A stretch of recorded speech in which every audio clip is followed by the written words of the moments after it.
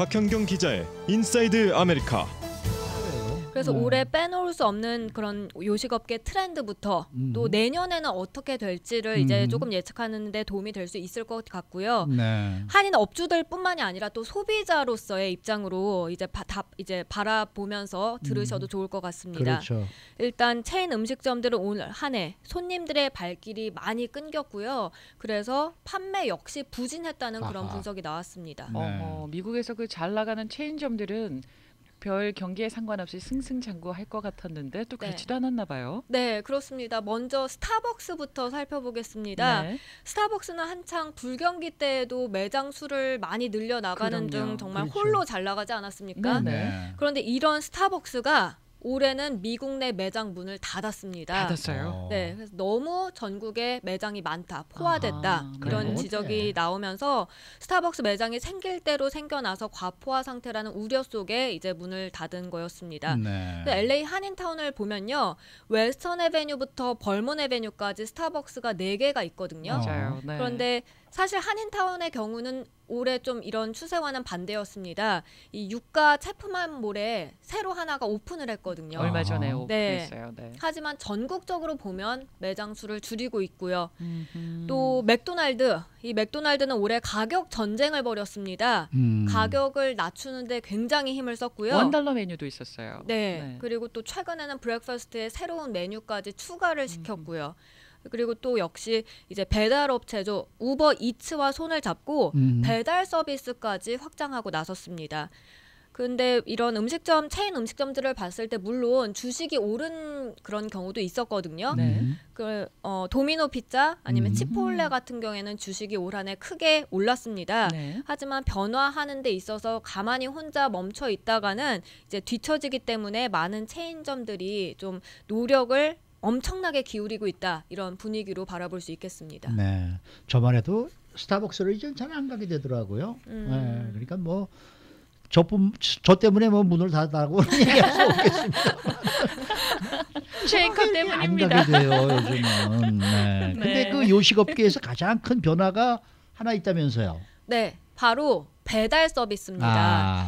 이건 한인타운에서도 꽤 눈에 띄는 변화였는데요. 네. 물론 한인 음식점들을 보면 예전부터 배달 서비스를 해왔었죠. 네. 근데 변화한 건 이제 상당수 한인 업체들도 그런 주류 배달 서비스 업체를 이용했다는 점입니다. 예를 들어서 우버 이츠 있고요. 또 그럽헙, 그것도 꽤 큰 배달 업체인데 이런 배달 업체들을 이용해서 점심시간대 그리고 저녁 시간대에 배달하는 경우를 흔히 볼 수 있습니다. 근데 이게 한인타운뿐만이 아니라요, 전국적인 추세입니다. 그래서 배달 서비스를 원하는 미국인들이 그만큼 늘어나고 있기 때문에 많은 체인 음식점들이 이 게임에 뛰어든다고 블룸버그 통신은 전했습니다. 혹시 박현경 기자는 이런 거 이용해서 배달시켜서 뭐 드셔보신 적 있어요? 아니요, 저는 사실 제가 직접 배달 서비스를 이용한 적은 없는데 직접 가서 음식점에서 보면 그렇게 배달 서비스를 이용하는 배달원들이 많이 왔다 갔다 하더라고요. 아니, 한국 업체도 하나 생겼다 그러던데 나 그런 얘기를 들었거든요. 거기다 전화 걸면은 그 사람들한테 예를 들어서 어디에 가서 뭘 설렁탕을 하나 어느 집에 가서 픽업해서 갖다 주세요. 그러면 그 사람들이 돈을 얼마를 차지한다 그러더라. 그거 해가지고 자기네들이 직접 갖다 준대요. 심부름 플러스 배달까지 심부름 되는 서비스식으로. 그러니까 한국에 그런 게 굉장히 많은 모양인데 여기도 아마 그런 게 있는 것 같아요. 저는 한국의 배달 문화를 볼 때마다 미국에 접목하면 좀 좋은 비즈니스가 되지 않을까 생각을 했었는데 한인타운은 있다 그러답니다. 한번 찾아봐야 되겠습니다. 근데 이렇게 점점 더 많은 이 고객들이 지금 배달 서비스를 원하는 거 아니에요? 네, 맞습니다. 네.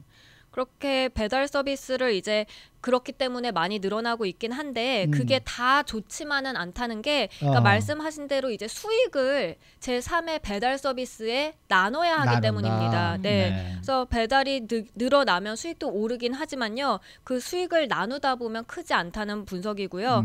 다시 말해 고객이 온라인을 통해서 주문을 한다, 웹사이트나 아니면 핸드폰 앱을 통해서 주문을 한다 하면은 음식점에서 수익을 가져가기는 상당히 어렵다는 분석입니다. 그리고 또 이런 게 기술 관련해서 좀 투자를 해야지 되지 않겠습니까? 그렇죠. 그러다 보니까 기술 관련 투자 비용도 이제 만만치 않고요. 뿐만 아니라 이제 저렴한 밀 같은 경우, 그러니까 비싼 거는 배달 서비스의 업체에 돈을 좀 준다고 해도 괜찮지만 정말 저렴하게 하는 경우에는 배달 배달하는 것이 수익 구조에 많지 않다는 분석까지 나왔습니다. 그런데 고객 입장에서는요. 배달 서비스에서 먹으면은 좀 편하거든요. 네. 그래서 이 고객들의 그 요구를 무시할 수는 없을 것 같아요. 네, 그래서 이제 스타벅스 같은 경우에 네. 올해 플로리다주에서 우버 이츠와 손잡고 배달 서비스를 시작했고요. 미 전역 거의 4분의 1 매장으로 확대 시행하고 있는 중이라고 합니다. 네. 그래서 또 좋은 점을 살펴보면 이제 배달이 매력적일 수 있는 게 투고 손님이 지출하는 비용이 음식점 와서 직접 먹는 손님들보다 훨씬 더 많이 쓴다고 해요. 그래서 애플비와 아이합 같은 경우에서 예. 훨씬 높은 투고 비용 수익이 있었다는 조사 결과가 나왔습니다. 그래서 네. 이를 또 한번 좀 잘 활용해야 할 필요가 있다는 지적이고요. 네. 그런데 지금 온라인 주문이 늘어나면서 음식점들은 보다 이 테이크아웃 배달에 이제 신경을 써야 될 그럴 시기가 오기는 왔네요. 네, 네. 사실 한인 음식점들은 워낙 이런 거에 잘 해오고 있는 것 같아요. 네. 근데 배달에 익숙하지 않은 경우는 단순히 배달업체만 불러갖고 이용한다고 해서 그게 잘 될 수는 없습니다.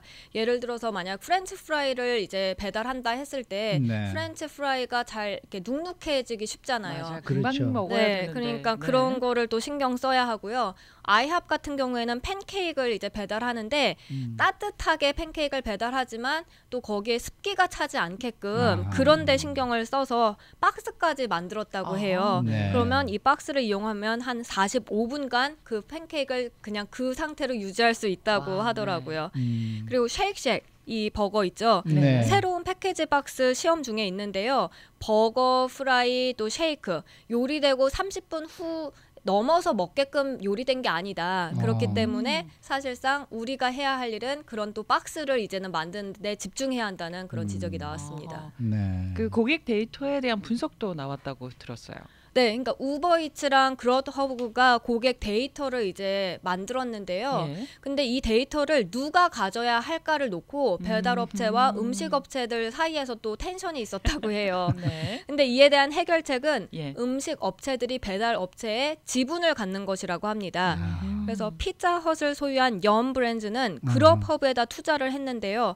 그렇게 해서 그럽허브의 고객 정보를 얻고요. 아하. 또 그냥 이게 그냥 놔두는 게 아니라 당연히 이 고객 데이터가 여러모로 도움이 되는데 한 번 왔던 손님을 다시 오게끔 그렇게 광고를 이제 겨냥해서 만들 수 있고요. 또 매 시간 소비 형태에 따라서 메뉴도 달리 만들 수 있어서 네. 이 고객 데이터가 굉장히 중요하다는 지적입니다. 데이터 싸움이 되겠는데요. 네, 맞습니다.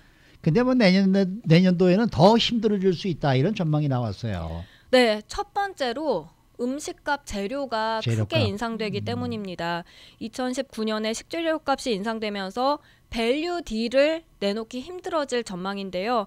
예를 들어서 $1 딜이 있다고 한다면 그거는 그 가격에 도저히 맞추기 힘들 것이라는 관측입니다. 그렇겠죠. 특히 소고기, 그리고 치킨, 치즈 가격이 많이 뛸 것으로 전망이 나왔습니다. 네. 그리고 전체적으로 보면 식재료 가격은 내년 평균 5.4%가 뛸 것으로 많이 예상되고 뛰네요. 있습니다. 네.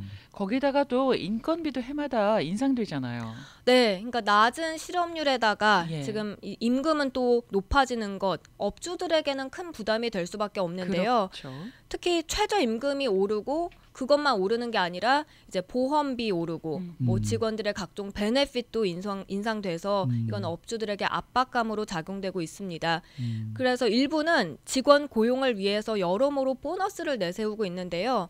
예를 들어 타코벨 같은 경우는 이제 타코를 마음껏 먹을 수 있는 오. 그런 파티를 종종 연다고 나오네요. 네. 네. 그런데 이 트럼프 대통령의 세금 보고 하면서 왜 감세 정책이 있었잖아요. 네네. 그러면 그 좀 돈이 좀 우리들에게 조금 더 여유가 있게 되는 거 아니겠습니까? 네. 이런 건 어떻게 무슨 도움이 안 될까? 그것도 도움이 될 걸로 지금 예상이 되고 있습니다. 아하. 그러니까 트럼프 대통령의 감세 정책으로 인해서 또 혜택을 본 기업들은 내년에 특히 이제 저소득층 고객을 끌어오는데 주력할 전망인데요. 아하. 이게 웰스파고가 내놓은 보고서입니다. 아하. 왜냐하면 연간 $75,000 소득의 평균 가구가 $2,000 넘게 세금 감면 혜택을 받게 되기 때문에 아하. 이들의 주머니가 조금은 두둑해질 수 있고요. 네. 그 돈으로 이제 그런 체인점 그런 데서 음식을 사 먹지 않을까 네. 이런 전망이 나오고 있습니다. 그래서 네. 이제 패스트푸드점 손님들은 점점 더 가격에 민감해지고 체인점들은 내년에 어떻게든 저렴한 밀을 만들려고 한다 이런 분석입니다. 네, 네. 저희는 뭐 지금까지 저희 중국집 짜장면은 이렇게 배달을 신청해서 먹어보긴 네. 했습니다만은 그렇죠. 다른 것들도 많이 배달을 해준다고 지금 그러면서 여기 이렇게 한 분이 올려주셨네요. 1불 받아요 그렇게 나왔네요. 그러니까 배달 서비스가 1불씩 받는 모양이죠. 그런가 보네요. 네. 네. 근데 그 어디서 그걸 해주는지는 좀 잘 모르겠습니다만은 아시는 분이 네. 계시면은 댓글에 올려주시기 좋은 부탁드리겠습니다. 생각이십니다. 수고 많으셨어요. 네, 고맙습니다. 네, 박경경 기자였습니다.